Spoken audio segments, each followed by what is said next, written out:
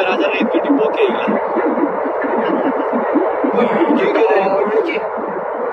Agora para que ele já não pode colocar foto na pera. Se quer já não बागर हो गया रेले से।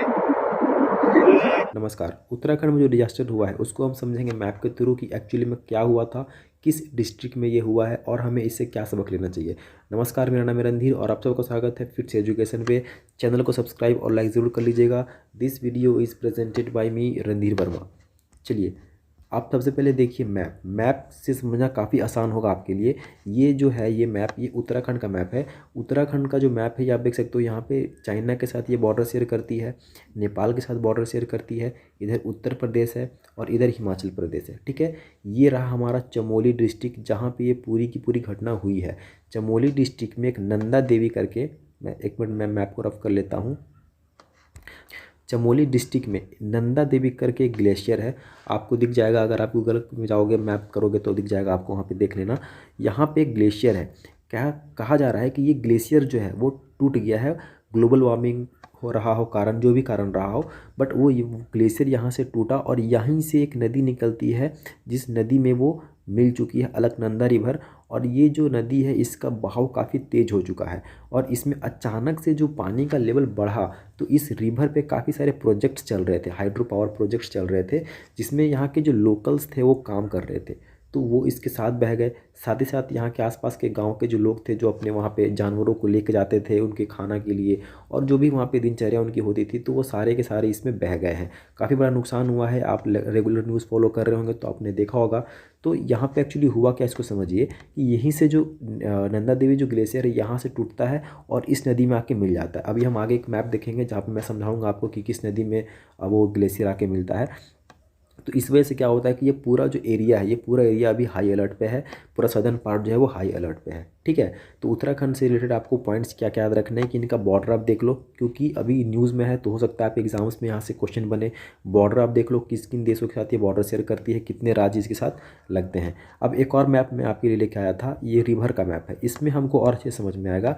देखो यहाँ पे चमोली डिस्ट्रिक्ट है, चमोली डिस्ट्रिक्ट में यहीं पे आपका जो है वो नंदा देवी ग्लेशियर है। यहाँ पे अलकनंदा करके रिवर दिख रहा होगा आपको, एक मिनट, ये अलकनंदा रिवर जो दिख रहा है आपको, इसी में वो जो ग्लेशियर का टुकड़ा है वो आके मिलता है और इसका जो लेवल है वो काफ़ी बढ़ जाता है।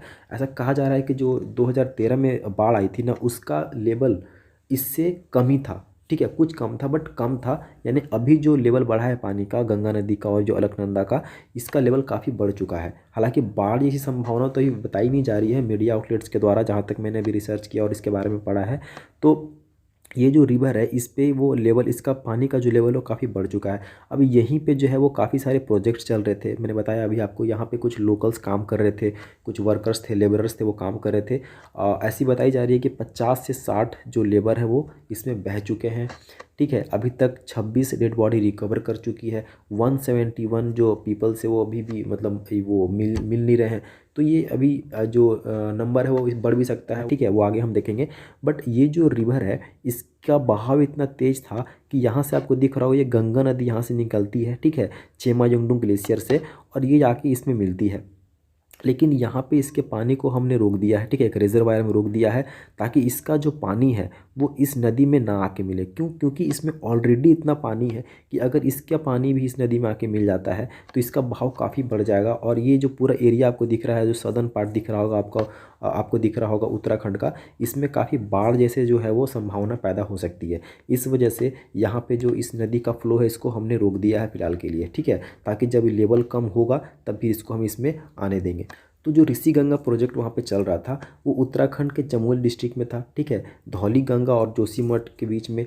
लेकिन यहाँ पे ऋषि गंगा प्रोजेक्ट जो है वो पूरा का पूरा जो है वो डैमेज हो चुका है, ठीक है, चमोली डिस्ट्रिक्ट में जो था, क्योंकि sudden arrival of the water, मतलब सडन अचानक से जो बारिश वहाँ पे जो पानी आया उसके कारण पूरा का पूरा प्रोजेक्ट वो डैमेज हो चुका है। और इसी ऋषि गंगा प्रोजेक्ट पे ही, ऋषि गंगा नदी पे जो प्रोजेक्ट बन रहा था, यहाँ पे जो 50 से 60 जो लेबरर्स थे वो भी इस नदी में बह चुके हैं, मतलब इस आपदा के साथ बह चुके हैं। ठीक है।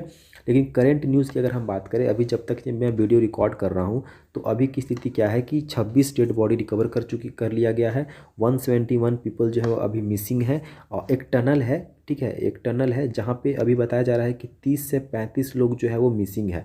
वहाँ पे एनडीआरएफ, आईटीबीपी और आर्मी के जवान अपने बचाव कार्य में लगे हुए हैं। हम उम्मीद करते हैं और आप भी उम्मीद कीजिए कि ये जो बचे हुए लोग हैं ये वहाँ पे सही सलामत निकल जाएँ, क्योंकि इनके पास ऑक्सीजन की लगातार कमी हो रही है। ऐसा कोशिश किया जा रहा है, जहाँ तक मैंने अभी न्यूज़ में देखा है कि किसी पाइप के थ्रू हम उसको ऑक्सीजन देने का कोशिश कर रहे हैं। और अभी रात भी हो चुका है तो जो वहाँ पे सनलाइट है वो पहुँच नहीं पा रहा है, और जो ऑपरेशन का जो स्पीड था वो काफ़ी स्लो हो चुका है। लेकिन फिर भी हमारे जो जवान हैं वो लगे हुए हैं इनको बचाने में, ठीक है।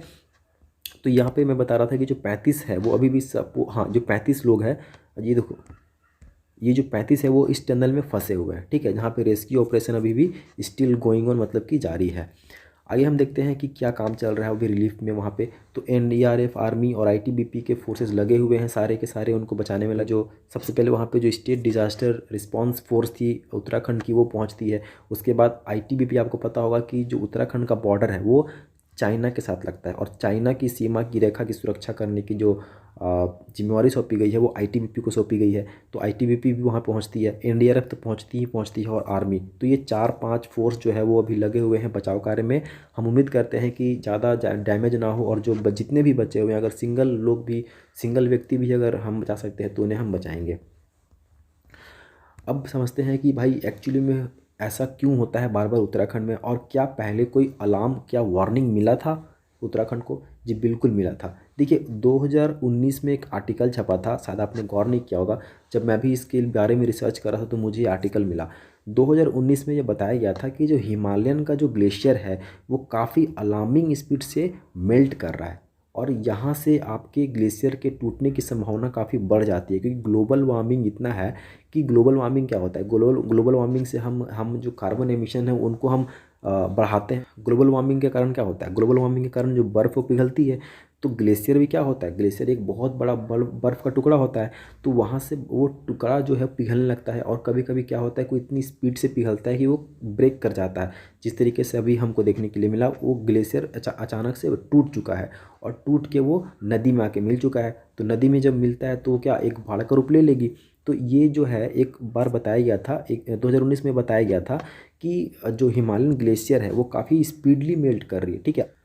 तो जब ये रिपोर्ट सामने आई थी तो बहुत सारे जो मीडिया रिपोर्ट्स हैं और मीडिया आउटलेट्स हैं, या हम खुद या सरकार, इसको उतना सीरियसली वो ली नहीं थी। उन्हें लगा था कि ये जो रिपोर्ट्स है वो अभी नहीं, कम से कम 50 या 60 साल बाद इस तरीके की जो विपदा वो देखने के लिए मिलेगी। बट 2019 में ये रिपोर्ट आया था, और 2021 में ये हमें देखने के लिए मिल गया। और आगे भी मैं 100% श्योर हूँ कि आगे भी हमें इस तरीके के जो डिज़ास्टर्स हैं वो देखने के लिए % श्योर हूँ कि इस तरीके का डिज़ास्टर्स हमें उत्तराखंड में आगे भी देखने के लिए मिल सकता है। तो इसके लिए हमें कुछ स्टेप्स लेने होंगे।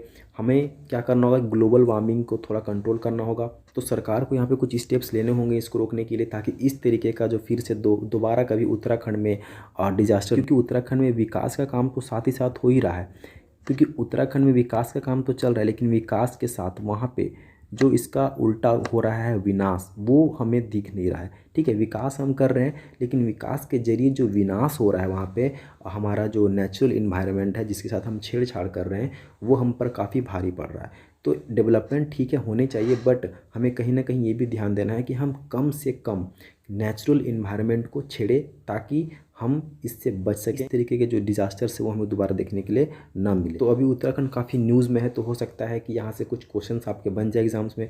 तो चलिए उनको हम फटाक से देख लेते हैं।